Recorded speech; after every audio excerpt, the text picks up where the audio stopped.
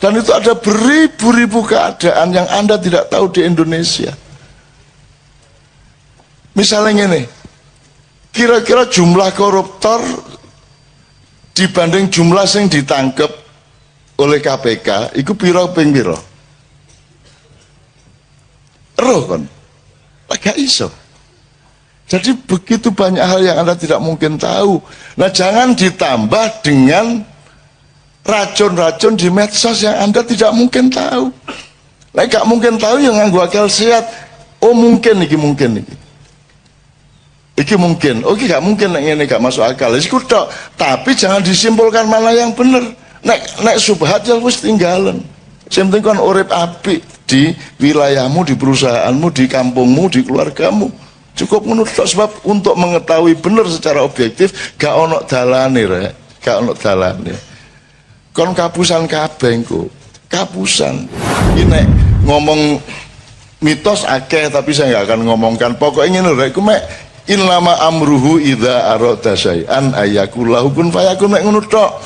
Kon duwe karep muga-muga padha karo pari Gusti Allah. Nek padha berarti kun fayakun. Nek ngono tok. Dadi sing penting hatimu temenan. Ojo dicari fakta objektifnya. Wong kon nuntut model gak iso kok potret kok. Ya apa kayak dadi bukti material, gak iso nuntut dadi bukti material kan gitu, kecuali melalui saksi. Maka ketika pagi saya turun jam 4 pagi sampai di bawah, subuh kita di tempat mau coba syafaat dan aku ngumumkan kepada khalayak dan kita coba umumkan lewat media juga waktu bahwa mulai hari ini bismillahirrahmanirrahim Merapi tidak erupsi lagi. Kalau nggak salah tanggal 8 November 2010. Lu ngono iku malaikat Gusti Allah gak tega karo aku. Walah nunus kadung ngumumno. Wis gak watuk meneh, gak meledos meneh. Sakno nek meledos meneh kok Indonesian gitu kan. Akhirnya gak meledos temenan Mas. Mulai tanggal 8 iku wis aman bisa gitu. Itu bukan karena saya mandi. Gusti Allah gak tega karo aku. Walah wis kadung ngomongno, kok nek gak kedaden kok lak isin arek iku. Ngono lho. Dadi kok nek kepengin bojomu duwe motor ndonga. Ya Allah, kula niki kepengin ngibur bojo kula, cek mosok sepeda okrek. Ya duwe motor elek-elek ngono kan. Terus Gusti Allah suatu hari gak tega, oh alasakno wis kadung janjane bojone. Kok gak duwe duit gak tuku motor dikei karo Gusti Allah ngono rek ya. Ngono ya carane ya. Carane ndonga ngono ya janjene bojomu dik pokoke tak tamasakno sampean dik. Tak jak umroh sampean. Ngono ya. Kepethuk ndek Mekah. Maksudnya umroh berangkat dhewe-dhewe kepethuk ndek Mekah. Gak ngejak iku jenenge rek. Oke, berikutnya. Iya, selanjutnya masalah overdosis dalam medsos. Saya minta nanti saya berangkut ya, tapi intinya itu kan nomor kunci utamanya kan akal sehat. Urip iki mek ana telu rek, mesti bener, mesti salah, gurung mesti bener, gurung mesti salah. Mek telu iku tok. Nek di hadis kan al halalu bayyinun wal haramu bayyinun wa ma bainahuma mutasyabihat wa aktsarun nasi la ya'lamun, dan kebanyakan manusia tidak tahu. Dan pertanyaan Anda adalah pertanyaan dari kebanyakan manusia yang tidak tahu mana yang halal, yang haram, yang hak, yang batil kan gitu kira-kira. Nah, kita tidak bisa Mas. Kon gak roh janjane ya apa kok Habib Rizik nang Mekah. Gak iso carane roh ya apa kon. Iku bener lah gak karo Firza iku. KMA iku sapa? Iku peristiwane awale ya apa? Kon gak mungkin roh. Ya apa caramu roh? Karena rohnya hasilnya pengumuman itu. Terus enggak dilungkas Habib Rizik diusahakan oleh Pak Tito untuk pulang misalnya. Lho iku biyen lapis tersangka. Ya tak gak? Lapis tersangka Habib Rizik. Kok mari ngono oleh nang luar negeri? Siapa sing ngeculno iku? Iki tersangka temen ta? Nek tersangka temen juga oleh metu teko Indonesia lah ngono. Lah kok oleh kok terus nang Mekah? Janjane ya apa kita dene ya apa cara muruh aku takon. Takon sapa kon? Citok iku tok ae. Takon sapa kon? Gak ono sumbere. Dan itu ada beribu-ribu keadaan yang Anda tidak tahu di Indonesia. Misalnya gini, kira-kira jumlah koruptor dibanding jumlah yang ditangkap oleh KPK iku piro ping piro? Roh kon. Gak iso. Jadi begitu banyak hal yang Anda tidak mungkin tahu. Nah, jangan ditambah dengan racun-racun di medsos yang Anda tidak mungkin tahu. Nah, gak mungkin tahu yang nganggo akal sehat. Oh mungkin iki mungkin iki. Iki mungkin. Oke, gak mungkin ini gak masuk akal. Iku tok. Tapi jangan disimpulkan mana yang benar. Nek subhat ya wis tinggalan. Sing penting kon urip apik di wilayahmu, di perusahaanmu, di kampungmu, di keluargamu. Cukup menurut sebab untuk mengetahui benar secara objektif gak ono dalane rek, gak ono dalane. Kon kapusan kabeh engko. Kapusan. Nanti tolong Sabrang nambahi ya. Oke. Berikutnya, nanti saya selesai terus Sabrang nambahi beberapa hal. Ya, selanjutnya beda penjajahan dulu dan sekarang. Jelas Sabrang lagi tadi sudah diomongkan dikit, ini Sabrang yang jawab terus. Ya. Selanjutnya masalah mimpi dengan ketemu dengan Mbah Nun.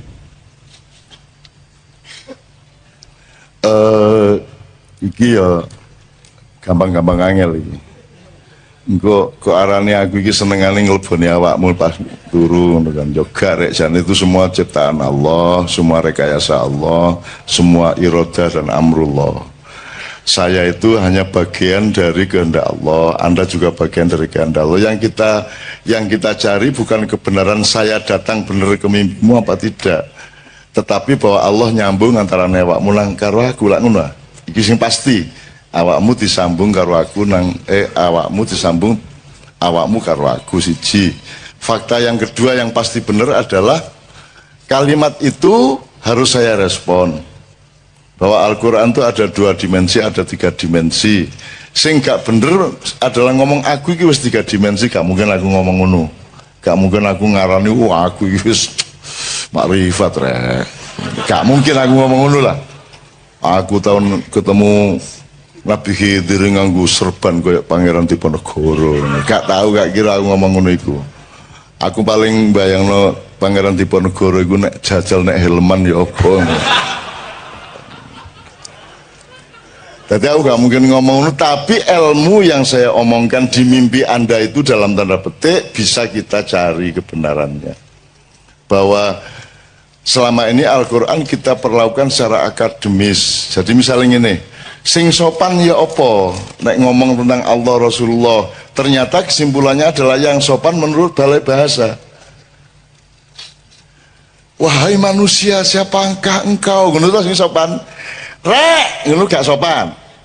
Lah ngono sih saiki. Arek-arek kabeh oleh tagak nerjemahan ngono iku secara lisan. Menungso kabeh ya apik ya. Tapi selama ini sopan tidak sopannya kepada Allah ditentukan sebenarnya oleh regulasi dari balai bahasa.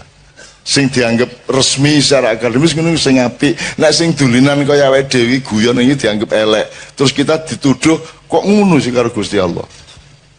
Loh, lagi Jawa Timur ya. Terus ya apa? Kita kan tidak tahu Allah. Gak roblas. Ruweku mek ayang-ayangnya. Ya tak gak? Yang Allah hadirkan ke kita itu yang kita tahu. Tajalinya Allahnya sendiri laisa kamitslihi syai'un. Tan kena yang apa, tan kena gini ndak tahu kita. Ndak mungkin kita tahu Allah. Tapi Allah hadir. Yang kita ketahui adalah kehadiran Allah. Kehadiran Allah itu kita terjemahkan dengan bahasa kita. Sampai ono cerita Madura ngene kalau mau sore surup-surup mek oleh iwak loro.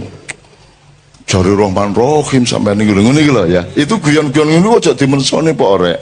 Itu cara saya untuk memasukkan ke dalam hatimu betapa dekatnya Allah denganmu. Jangan marah berdasarkan pilihan kata dan pilihan bahasa. Sebab kata itu bernilai pada tempatnya. Ada tempatnya, dia ditempatkan di tempat yang berbeda, dia menjadi bernilai berbeda. Ini lah kayak ya. Itu namanya konteks dan nuansa. Ini ya, ya. Nah sekarang Al-Quran 2 dimensi, 3 dimensi tadi itu menurut saya ya berarti kita cari yang multidimensional dari Al-Quran. 3 dimensi itu maksudnya Al-Quran sebagai teks, Al-Quran sebagai fakta alam, dan Al-Quran sebagai fakta manusia. Tapi telu iki janjane ya unda-undi, ngerti unda-undi. Alam ada di manusia, Quran ada di manusia, manusia juga ada di alam, manusia juga ada di Al-Quran, bisa diwolak-walik. Tapi yang penting fil afaqi wa fi anfusikum, rumusnya jadi 3. Ini ada ya. Ya pokoknya didolai hikmahnya aja diserem-seremno ya gitu ya. Aja diserem-seremno, biasa-biasa aja, wajar dan apa namanya? Akurat saja terhadap segala sesuatu. Berikutnya. Ya, selanjutnya masalah anjuran Rasul tentang memanah, renang dan berkuda. Nek prasaku waktu itu guru ngono latihan nembak, guru ngono bedil, guru ngono volleyball, ya guru ngono pingpong gitu. Sudah pasti 3 tadi, berkuda, memanah, dan berenang, itu pasti bisa kita cari filosofinya, pasti. Tapi belum tentu karena filosofi itulah Rasulullah menganjurkan renang, manah, dan naik kuda. Karena waktu itu yang disebut olahraga itu yang paling utama itu. Aerobik guru ngono, kung apa? Sing Cina-Cina itu. Ya yoga guru ngono sapi turut gitu ya. Jadi menurut saya itu gak kok terus sing sunah Rasul. Sunah Rasulnya adalah Anda melatih badan Anda supaya metabolisme yang bagus, supaya jiwa Anda sehat, yang ngono. Itu yang sunah Rasulnya, tidak pada bentuknya. Tapi nek awakmu latihan memanah dalam rangka cinta Rasul, yo apik. Yo apik, berkuda dalam rangka cinta Rasul, yo apik. Yo apik. Wong awakmu gawe celana congklang ini karena cinta kepada Rasulullah, yo apik kok. Asal gak usah nyalah-nyalah no liyane, ngono lho ya. Aja meneh kok arek-arek iki malah jingklangi nemen kulot teh. Saene arek-arek. Ya, kalah iku LDI. LDI lah mek saene. Arek-arek saene. Wis saene jek dibedah-bedah bisa. Iku sunah Rasul kuadrat iku jenenge. Sing luwes ya ndelok apa-apa ya. Saya tidak mengatakan ini harus kompromi, ndak. Bukan gampang juga tidak. Dilihat dulu alasannya. Gak apa-apa misalnya ono wong jenggoten mergo wong Kanjeng Nabi jenggoten mosok aku gak, ya gak apa-apa tapi to ya dalam rangka tresno dan itibak Rasul. Masalahnya adalah ojo adek nyalahno sing gak jenggoten. Dan nek ono wong jenggoten ya gak usah dielek-elek. Wong duwe pertimbangan dhewe-dhewe gitu kan. Gitu loh.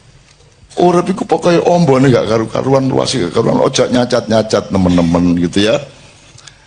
Nek kon terus fanat, jenggot kudu jenggot, nek gak jenggot kabeh iku jengene ya. Lah wong Yahudi ya jenggoten kabeh ten. Ya rabi-rabi itu jenggoten kabeh. Jadi itu sangat relatif secara budaya. Jadi kembali ke niatmu apa? Niatmu apa? Misalnya awakmu lesu kok kayak waktu deh gini ya apik dalam rangka mengenang Kanjeng Nabi ya apik ae. Gak masalah. Gitu loh. Gak masalah, tergantung niatnya. Al-amal binniyah, ngono ya. Oke. Wis larut iki Mas Islami. Masih ada 2 sebetulnya. Ya. Jadi minta penjelasan singkat tentang air mata ma'iyah tadi dari Mas. Ya. Sing apa ya Mang ya? Personalitas, identitas. Oh, sabrang berarti. Identitas dan personalitas. Oke, berikut terakhir. Yang terakhir yaitu dari Mas Indra, baiknya saya itu nikah dulu atau membangun karakter? Oh, karier, membangun karier. Oh iya, karier. Jane ngene iki gak ono rumus rek. Awakmu sing iso ngukur awakmu dhewe, ya. Nek teori tentang seseorang bisa tidak berlaku untuk orang yang lain. Nek nganggo teori perusahaan ya sing apik ku siap sik kayak terapi. Tapi nek nganggo bismillah niat wis pokoke justru mergo aku rabi kok aku usahaku iso sukses sak ngono ah. Mergo aku bendina didorong karo ditagih karo bojoku. Nek aku gurung rabi usahaku ya mek setengah-setengah. Ah saiki apik endi sak karepmu. Jadi nek prasaku bareng karo karone. Yo karier iku yo apa sih rek? Apa karierku? Pokoknya kon kerja keras tekun, jangan menghardik waktu. Menghardik waktu artinya jangan keset. Jadikan kalau perlu 1 hari itu menjadi 1 minggu dalam hidupmu. Jadi kon berkali-kali ganti pagi. Aku itu uripku ngono iku. Gitu loh. Jadi sehari itu saya bisa berkali-kali, berhari-hari. Karena saya kerja keras terus. Apa sebabnya kon kadang-kadang kok kesuwen sih? Mergo kon gak lapo-lapo. Nek kon kepengin uripmu efektif, bahagia, kerja keras. Ojo kekerasan, kerja keras. Gitu ya. Hard work, tapi ojo workaholic. Workaholic itu artinya mabuk nyambut gawe ya ojo lah. Nah wong Jawa duwe rumus nyambut gawe gini, ada kreasi dan rekreasi. Nek wong barat, nek pas musim dingin iku kreasi ya Bang ya. Nek pas musim panas rekreasi. Nek wong Jawa kapan dingin kapan panas wong gak jelas.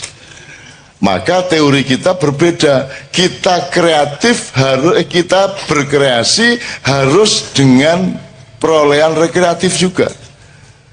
Karena dengan berkreasi kita bahagia, kita gembira, jadi rileks. Tapi kalau kita rekreasi harus kreatif. Nah iso, ojo rekreasi melaku tok, nyanyi tok, harus ada kreativitasnya. Nah Kiai Kanjeng ini kan sangat rekreatif dalam kreasinya dan sangat rekreatif dalam kreasinya. Sangat rekreatif gitu. Hina menghina satu sama lain. Ku nek wis mlebu bis wah wis cangkeme kaya ngono iku. Wis, dan mereka itu saling hina satu sama lain. Salah satu keindahan hidup mereka itu. Dan juru hina nomor 1 sing tukang bass yo. Kalau sing tukang gitar itu juru hina. Wah, banget nek ngelokno kancane. Tapi mereka bahagia satu sama lain dengan itu. Ya tapi saiki sing tukang bass sing dadi korban saiki sementara. Tapi itulah mereka. Kiai Kanjeng kok ngarang senengane iku ngento-ento sing gak ngono iku to. Ngento-ento sing gak terus dalam mereka mencari kebahagiaan wong ndak ada maksiatnya kalau elek apa sih mek ngono tok ae.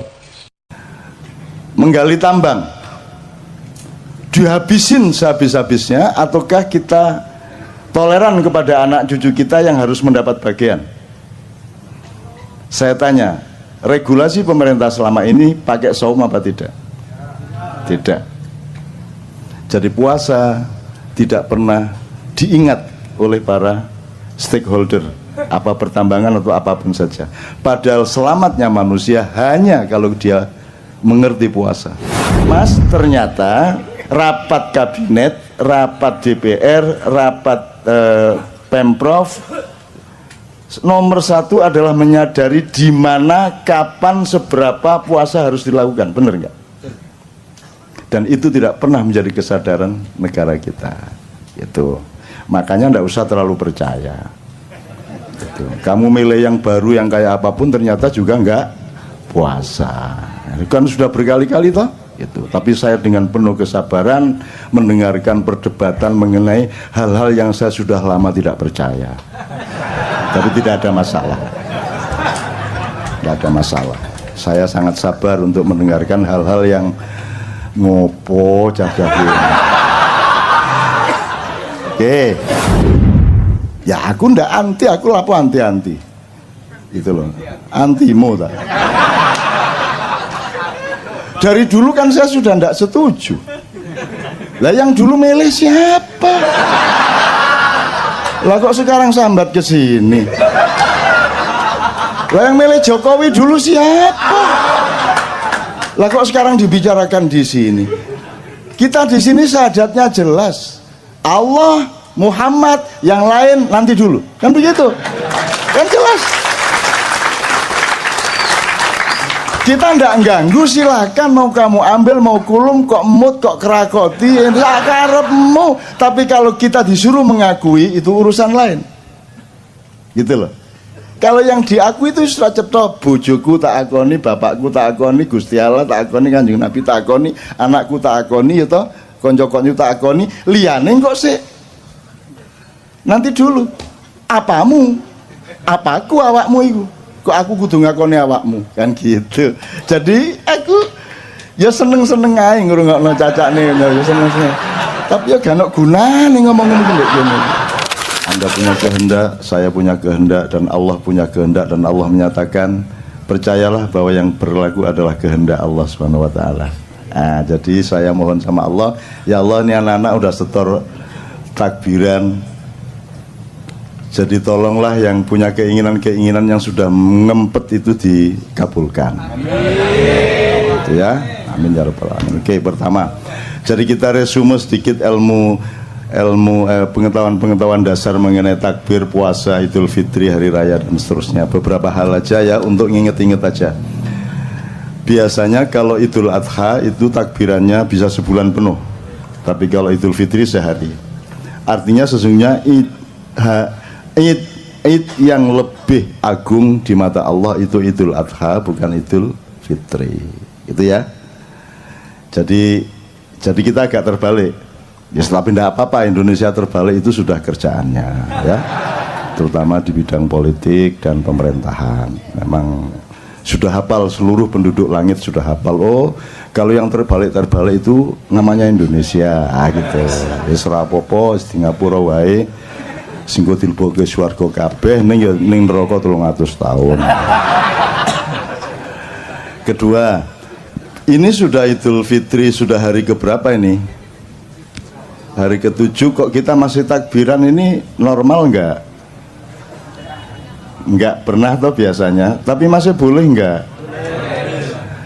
Takbiran tuh tiap hari juga boleh. Kalau perlu Anda tiap hari takbiran gitu ya. Jadi biarin orang kampung anggap Anda orang gila, memang gila. Takbiran tiap hari. Jadi daripada rengeng-rengeng, karena salah satu teorinya adalah nanti takbiran itu menghimpun tenaga Anda. Tapi kalau Anda mendengarkan lagu-lagu apa pop, rock, apa semua macam-macam, itu belum tentu menghimpun tenaga. Jadi jangan lakukan, jangan dengarkan, jangan lihat, jangan alami apapun yang tidak menghimpun tenaga hidupmu. Kalau yang menghabiskan tenaga, menyerap tenaga, itu Anda rugi. Jadi saya selalu menghitung. Makanan saja saya hitung hanya kalau dia menambah himpunan tenaga hidup saya, jasmani maupun rohani. Kalau dia tepat, maka himpunan tenaga jasmani akan memproduk himpunan tenaga rohani. Demikian juga tenaga rohani akan dialektis berakibat pada tenaga jasmani. Itu. Nanti kita dengan manusia syahwat ini kita harus mengenali teori dasar mengenai jasmani rohani ini apa toh jane? Ini dikotomi apa gradasi apa? Ini kita harus kenal gitu. Nanti soal yang dibicarakan mengenai pilkada segala macam itu akan tidak ada gunanya kalau Anda tidak mengenali dasar-dasar dari hidup Anda sendiri gitu. Oke, nomor 2 soal hari raya dan puasa. Anda kalau di desa dulu kan kalau mau puasa malamnya kan diajari bapak-bapak ibu-ibu di musola kan nawaitu saumal ghadi an adai fardhi syahri ramadhana hadhihi sanati fardhon lillahi ta'ala itu zaman dulu. Kalau sekarang pakai rap gitu kan. Nah itu khoti itu kira-kira saya tidak tahu lah.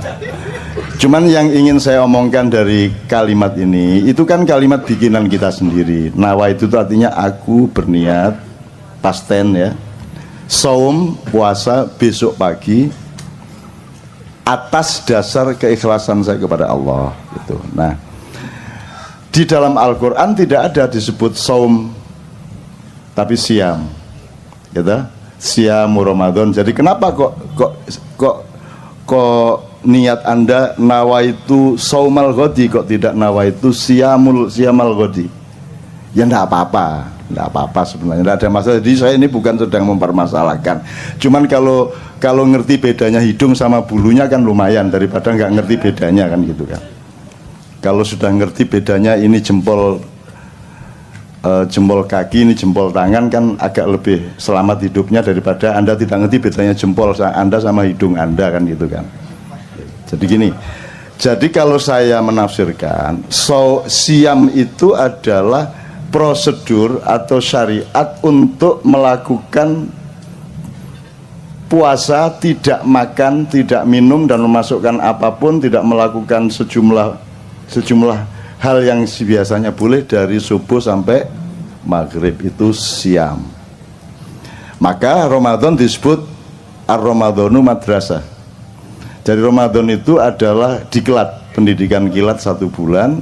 Anda dilatih untuk kembali melakukan siam dari pagi sampai sore, gitu ya. Kalau saum itu segala hal yang sifatnya menahan diri. Sampean sebut satu hal, apa perilaku, apa kerjaan, apa produksi, apa kerjaan, atau apa saja yang tidak ada unsur menahan dirinya, Anda sebut satu saja. Satu saja kerjaan yang tidak ada unsur menahan diri, yang tidak ada unsur mengendalikan diri, yang tidak ada unsur membatasi diri. Satu kerjaan kalau ada. Naik motor, ngegas, ngerem, berarti puasa, saum. Apalagi istri, sebanyak-banyaknya apa Anda batasi satu saja? Satu, saum. Apalagi menggali tambang, dihabisin sehabis-habisnya, ataukah kita toleran kepada anak cucu kita yang harus mendapat bagian? Saya tanya, regulasi pemerintah selama ini pakai saum apa tidak? Tidak. Jadi puasa tidak pernah diingat oleh para stakeholder, apa pertambangan atau apapun saja. Padahal selamatnya manusia hanya kalau dia mengerti puasa. Sound system ini isinya puasa, Mas. Diginiin, dibatasi, digedein ya, Mas ya. Diginiin, ini kegedean dikit bengung, ini kegedean titik ndak balan. Itu isinya ilmu puasa semua, betul ndak? Nah, kamu bikin celana itu kan prinsipnya puasa, kan makanya diukur loh, kakimu panjangnya seberapa, kan begitu, betul ndak?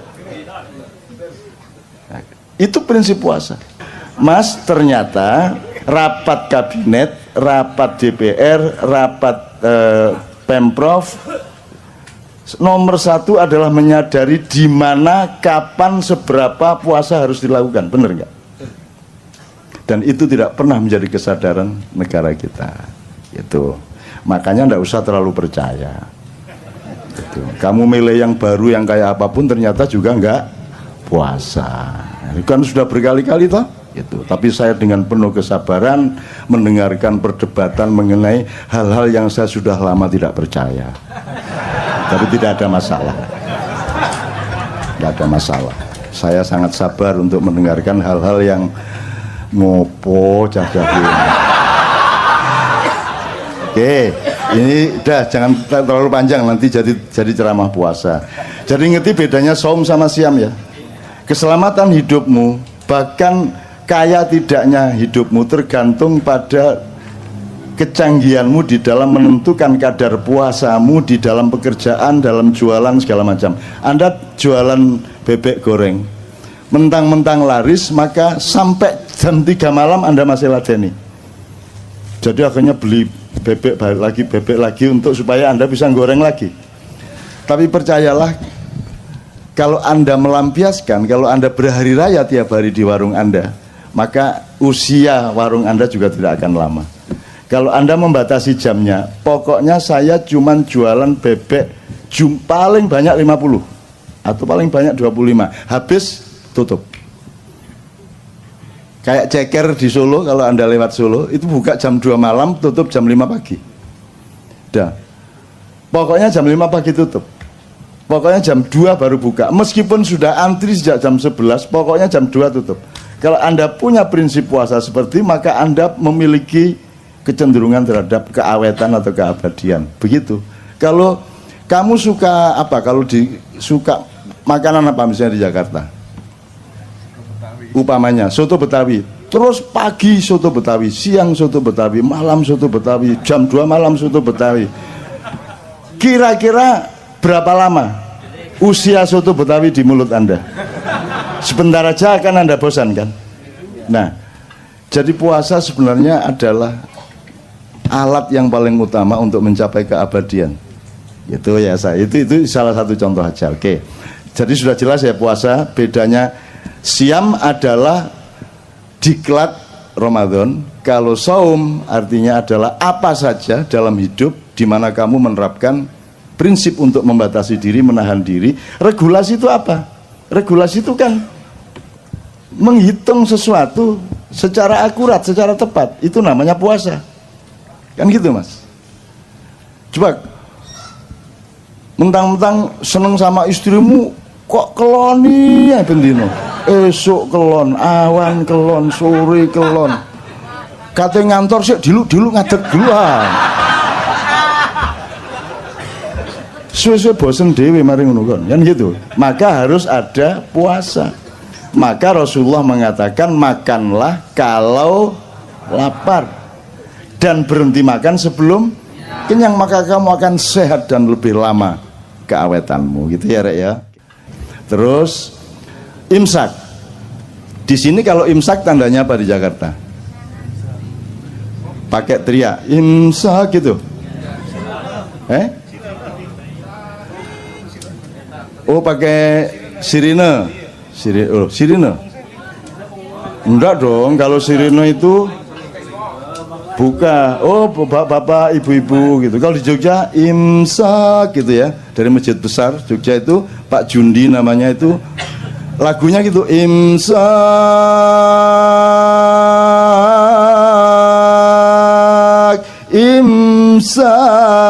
gitu sejak zaman dulu. Setelah Pak Jundi mati yang ganti persis seperti itu juga gitu. Jadi di Jogja itu banyak sosiologi atau gejala sosial yang kita perhatikan dari loudspeaker masjid. Jadi kalau di masjid itu ada pengumuman bapak-bapak, ibu-ibu, innalillahi wa inna ilaihi rajiun telah meninggal dunia, itu berarti Pak Walikun yang mengumumkan. Kalau sudah dengar mulai bapak-bapak, Pak Walikun berarti Anda mati. Begitu ada dengar suara Pak Walikun berarti ada yang mati. Sampai pada suatu hari bapak ibu-ibu loh, kok bukan suara Pak Walikun, berarti yang mati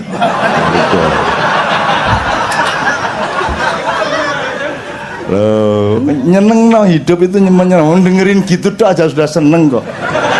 Biar gubernursinya siapapun gitu loh. Tapi Anda tuh juga jangan terlalu apa tuh efektivitasnya Anda anti Ahok di sini nih. Oh ini cuma orang-orang lemah kiri-kiri gendut-gendut. Apalah, ndak ada pengaruhnya lah di sini. Ini ndak ada pengaruhnya sama sekali. Anda anti, Anda pro, ndak ada pengaruhnya. Dan negara itu adalah tatanan yang sudah ada sistemnya, ada lembaganya ya. Dan ini sama sekali tidak ada urusan sama negara sebenarnya. Negara itu punya legislatif, yudikatif, eksekutif. Dan semua mobilisasi atau semua sistem yang dijalankan itu kan berdasarkan 3 lembaga dasar itu, sehingga kalau ada sosialisasi di masyarakat pasti berasal dari 3 itu. Nah KJ bukan. KJ ini bukan bagian dari sistem negara. Cuman dia selalu ada karena cintanya melebihi pengurus negara kepada negara. Kan begitu. Mereka kalau kumpul harus ada uang honor, kalau kumpul harus ada SPJ segala macam. Ini enggak. Kumpul enggak jelas. Jadi jangan pamer cinta di sini, karena di sini cinta sudah tidak diomongkan lagi. Cinta sudah menjadi diri mereka. Demikian kita. Kira-kira. Artinya Mas, ya enggak apa-apa, saya oke-oke saja. Anda mau anti mau pro, tapi ya enggak efektif. Oh iki ya sopo arek-arek ya enggak lah. Gitu.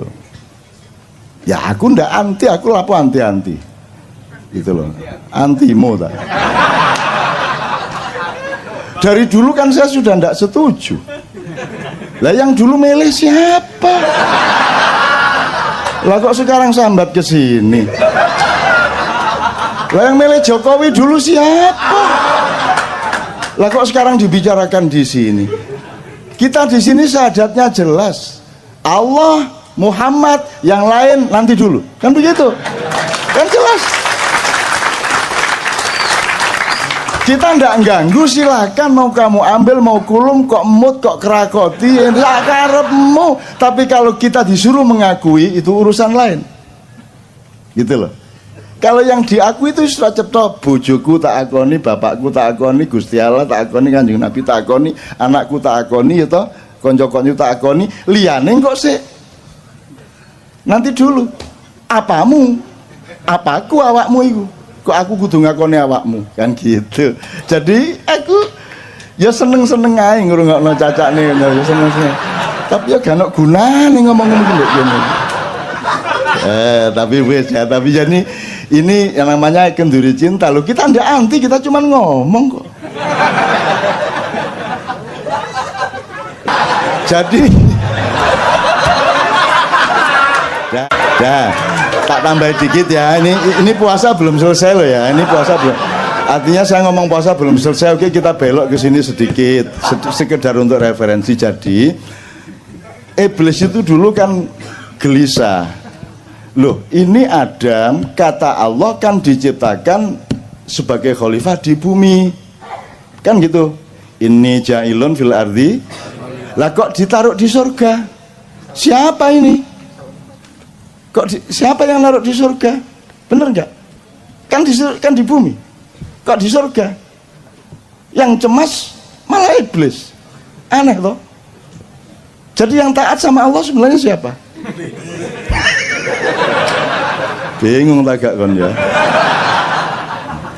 Nah akhirnya iblis berusaha bagaimana caranya melakukan subversi untuk masuk surga, berusaha supaya membawa Adam ke tempat yang seharusnya, kan begitu, sesuai dengan pilkada dan hasil-hasilnya, kan gitu. Nah ternyata begitu dia mau masuk surga ada naga sangat besar. Wah ini ngelawan naga agak lama juga ini. Akhirnya si iblis pakai ilmu sirep. Terus si ininya ngantuk naganya, terus menguap. Begitu naga menguap, iblis masuk mulutnya, bleng. Terus dia lari pagi di dalamnya, cukup, menunggu si naga nanti beol.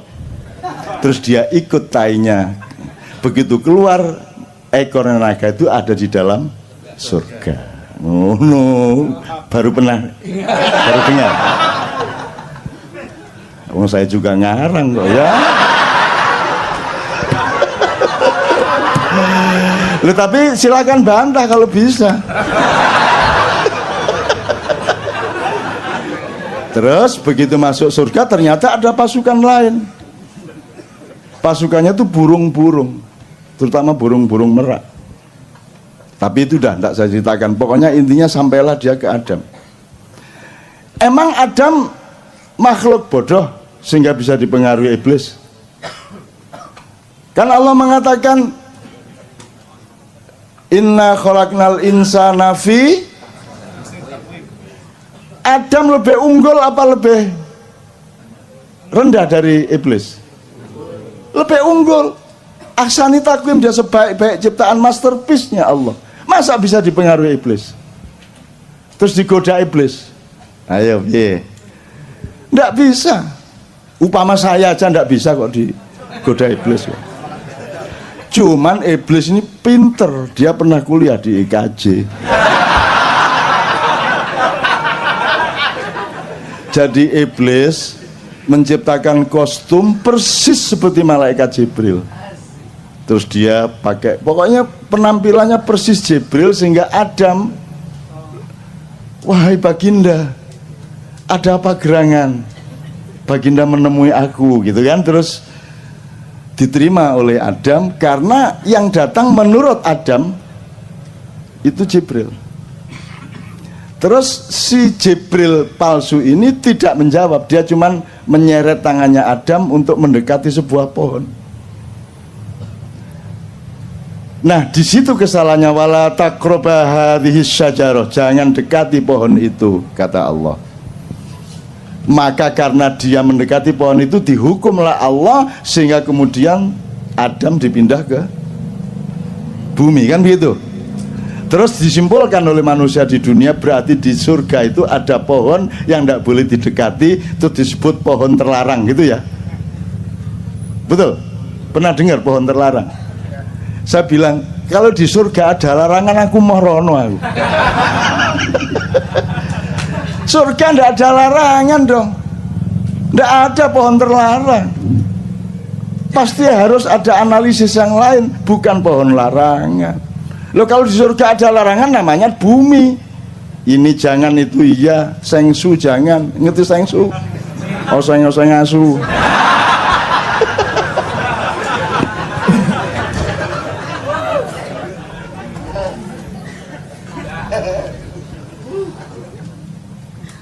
Kok jadi cerita surga saya.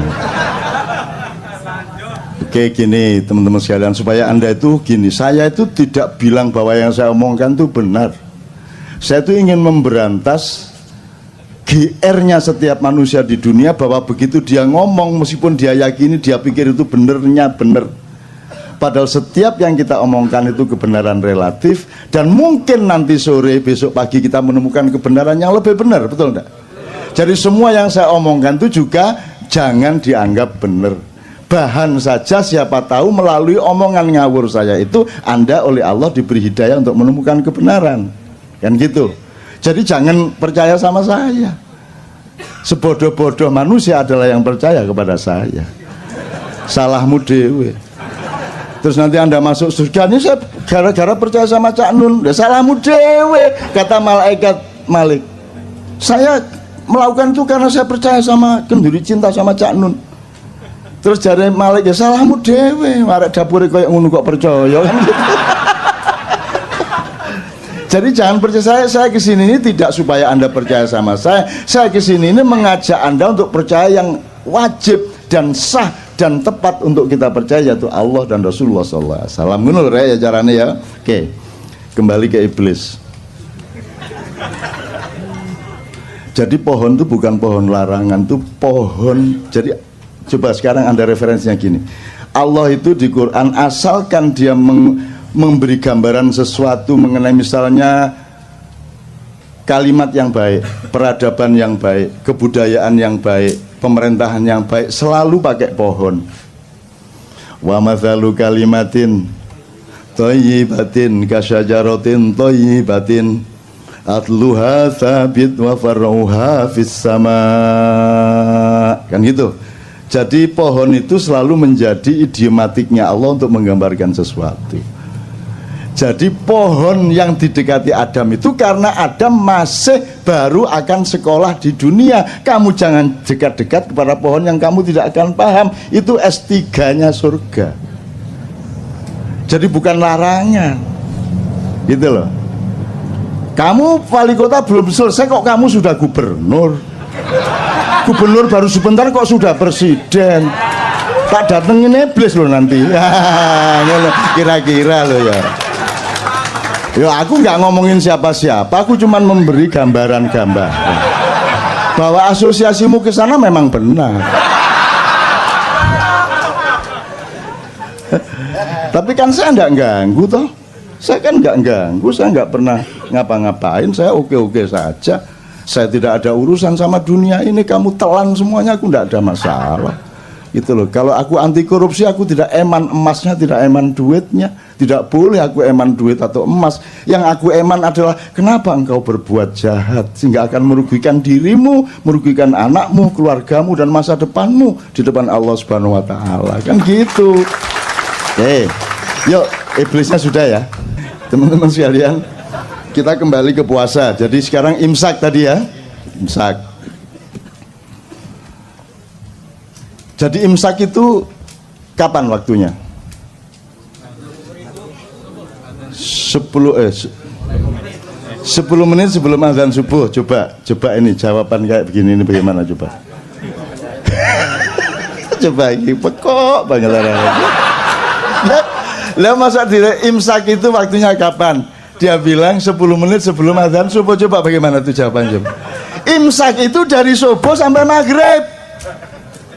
Bagaimana sih? Imsak itu artinya Anda membatasi diri, menahan diri.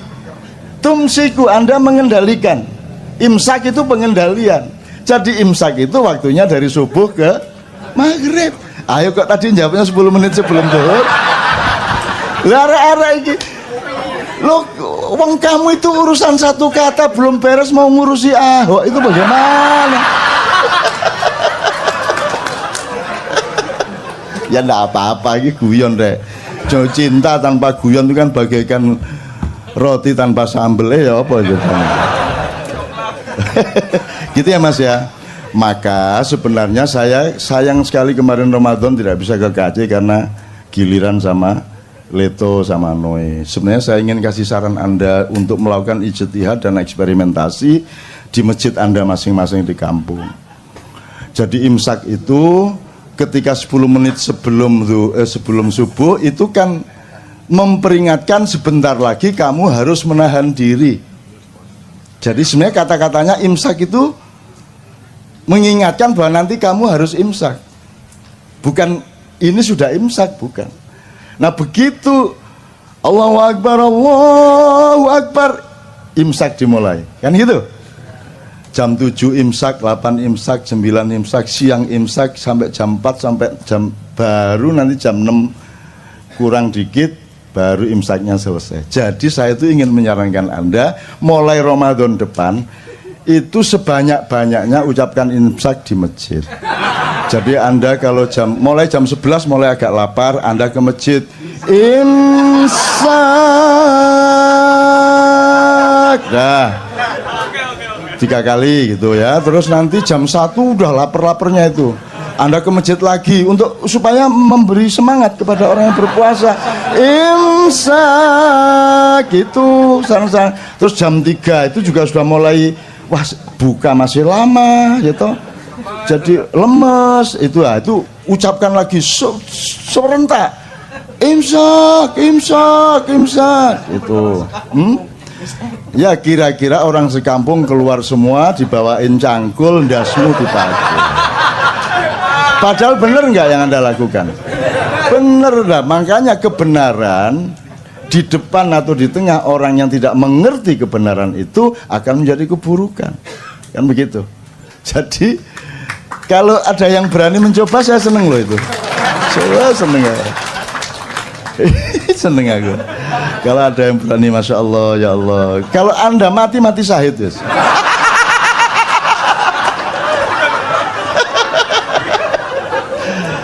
Oke, dah kita selesaikan soal hari raya dan puasa ya. Puasanya masih banyak. Saya banyak nulis tentang puasa akhir-akhir ini juga. Saya juga punya buku yang kemarin sangat diandalkan di toko buku itu, dan Tuhan pun berpuasa. Terus Lailatul Qadar, dikit aja ya. Ada yang kemarin dapat Lailatul Qadar? Menurut Anda Lailatul Qadar itu apa, Mas? Lailatul Qadar apa Lailatul Qadar itu kira-kira? Coba Fami. Lailatul Qadar piye mi? Coba mi. Kalau di Al-Quran Lailatul Qadar itu malam turunnya Al-Quran ya. Terus kok orang pada nunggu Lailatul Qadar? Mungkin karena mereka mendapat informasinya lebih mulia dari 1000 bulan. Nah iya. Terus mereka kan bayangin dapat Lailatul Qadar itu kan dapat rezeki banyak, dapat uang 5 gebok, dapat lotre, ditelepon suruh jadi menteri, gitu kan? Lailatul Qadar gitu kan? Tidak ada yang namanya Lailatul Qadar diturunkan dari langit. Yang ada Quran diturunkan, dan ketika Quran diturunkan maka malam itu menjadi Lailatul Qadar. Jadi Lailatul Qadar itu tempatnya, wadahnya, momentumnya, bukan barang yang turun dari langit. Yang turun dari langit adalah Al-Quran. Lah kok kamu menunggu Lailatul Qadar, wong Quran sudah turun dari dulu kok. Kan itu ya apa karepmu? Kok nunggu ini malam ganjil loh, ini Lailatul Qadar. Lah Qur'annya udah turun dari dulu kok. Kok kamu tunggu-tunggu? Iki sebenarnya bagaimana pengertiannya ini? Sudah dari dulu Quran turun kok. Kamu belum lahir Quran wis jangkep kok. Kok kamu tunggu-tunggu Lailatul Qadar? Ayo piye pengertiannya? Ayo coba, Mi. Kira-kira gampang kok, kalau di Ma'iyah gampang jawabnya. Ma'iyah kok. Begitu Al-Quran, entah satu biji ayat, entah satu biji pemaknaan, hikmah atau apapun, kamu pakai dalam hidupmu, berarti dia turun di dalam jiwamu, maka itulah Lailatul Qadar. Kan begitu? Tidak penting siang atau malam. Emang siang dan malam itu bedanya apa?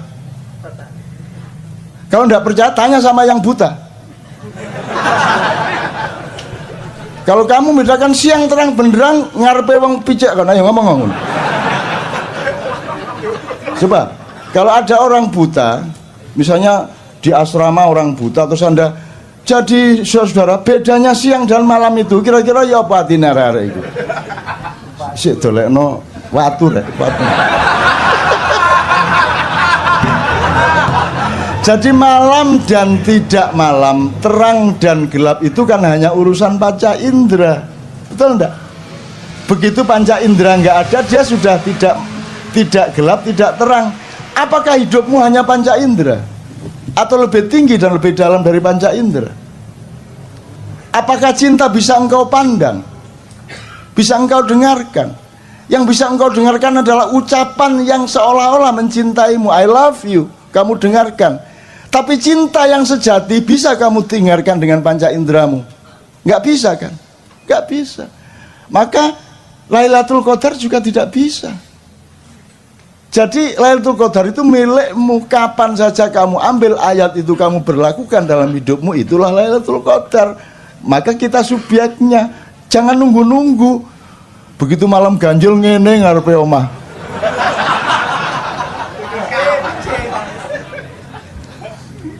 Ditekani jin kapok kan. Itu Lailatul Qadar. Sekarang kita cicil lagi, ini seneng aku gudang-gudang ini. Lah ya wong kok ngawur ae. Seneng-seneng. Saya tanya, jadi kamu seneng-seneng tanggal 1 Syawal itu? Kok seneng? Berarti kamu mangkel loh sama Ramadan. Kurang ajar gak oleh mangan. Jancuk arek-arek ini. Akhirnya Idul Fitri ya kan gitu kan. Lah kok kamu di WA ngakunya Ramadan jangan tinggalkan aku. Ndak semua. Ayo. Lah kok kamu bilang hari raya, berarti kamu sedang merayakan sesuatu. Apa yang kamu rayakan? Ngaku aja. Yang kamu rayakan pada 1 Syawal itu apa? Karena kamu pagi-pagi boleh ngopi, itu kan? Gitu. Ngaku aja. Lah iya. Terus mari ngono konser. Sedih hatiku. Karena Ramadan akan berlalu. Nek Ramadan iso ngomong langsung taek.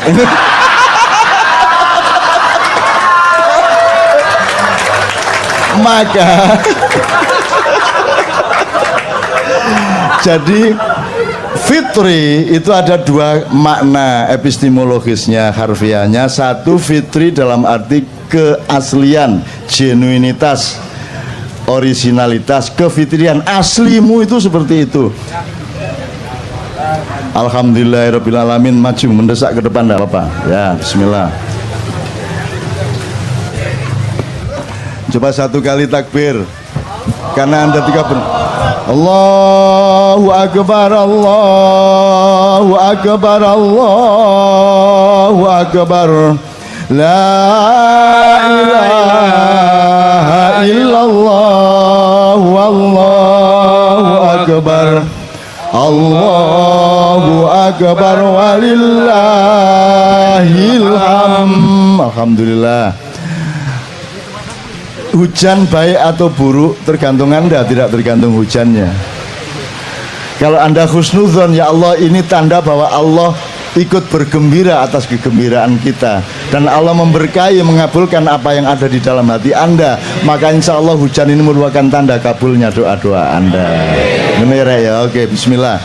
Oke, terusin ya, oke, supaya agak ini saya tak berdiri.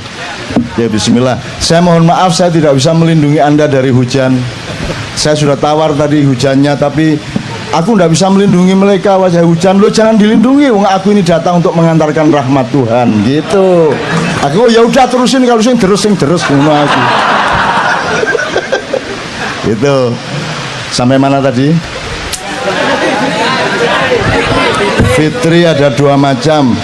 Maka ada Idul Fitri kembali ke kesejatian dalam arti kekeluargaan. Anda mudik, ya toh? Anda kembali ke asal usul Anda, kultural, kami kembali ke kampung halaman, sampai nanti kembali kepada sejatinya dirimu itu siapa. Kan puncaknya kesadarannya seperti itu. Nah ini kan prosesnya. Kalau cuman mudik dan kembali ke kampung kan kita bisa bareng-bareng, tapi begitu sudah mulai balik ke dirimu yang sejati, dirimu yang sebenarnya, kan sudah merupakan permenungan atau urusan masing-masing, tafakur masing-masing. Ini yang makna pertama. Yang kedua, kalau saya sarapan, bahasa Arabnya aftur. Kalau sarapan, bahasa Arabnya futur. Kalau makan entah siang, entah sore, entah malam tuh, jadi Idul Fitri itu juga berarti kembali makan. Bahasa Jawanya mbadok maneh. Saya tanya sama Anda, kalau melihat budaya puasa dan hari raya selama ini, Idul Fitri itu bermakna yang pertama apa yang kedua? Yang kedua, yang dirayakan tadi yang pertama apa yang kedua? Yang kedua. Jadi sebenarnya Anda ini binatang apa manusia? Ya tidak apa-apa, ya tidak apa-apa lah. Jadi memang kita sedang seneng-seneng. Aslinya ketika kita khusyuk, yang kita rayakan itu Ramadan. Jadi hari raya itu sepanjang Ramadan. Kalau kita ngomong rohani, karena lebih tinggi mana kebaikan atau kegembiraan?